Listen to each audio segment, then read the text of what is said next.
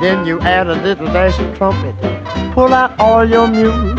I'm sorry to disappoint you, but there isn't any need for blues. Now all we need is one more man to give a demonstration of the thing called jam. What's wrong with the fiddle? What is the best practice to solidify the trust with a regional team which shares different culture? Yes. No, so Mariah, thanks. It's a great question. When you think about building a team, the thing that it always starts with for me is the people on the team. Who are the people and understanding them in a very big way.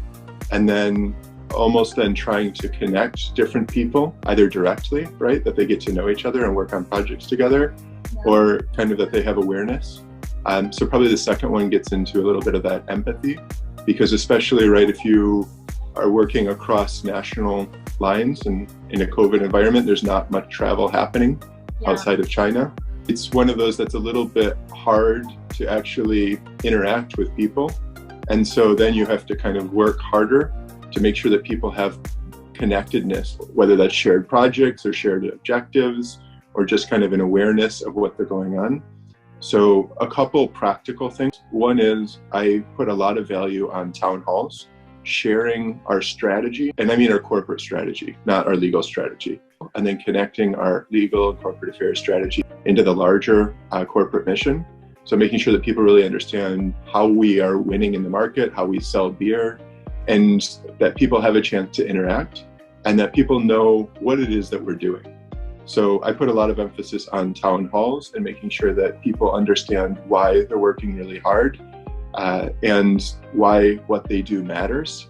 Because the reality is that most of the decisions that are made in any company are not made by the most senior people. They're made by the people who are closest to the facts, the beer salespeople, the brewers, those who are on the line.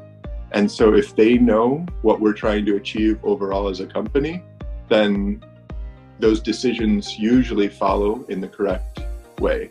So town halls, I think, are super important. So we do those every quarter. And I think that helps just the connectedness and knowing who people are on the different team and showcasing different talents from around Asia Pacific. So that's one kind of practical tip that I think works well in many settings and can help across different countries and regions. The second one I would say is, I have a weekly email that I send to the team, which I've done every week for the last 6 years and across lots of different countries. And that really just lays out a lot of recognition for what people have achieved over the last week and showcasing a lot of great work, and builds kind of empathy and understanding across the team, and also recognizes people who are really doing amazing things. And it never ceases to amaze me. Every week we have people who are doing amazing things, and I'm privileged because I get to know about a lot of those, but many of the people on our team don't see that.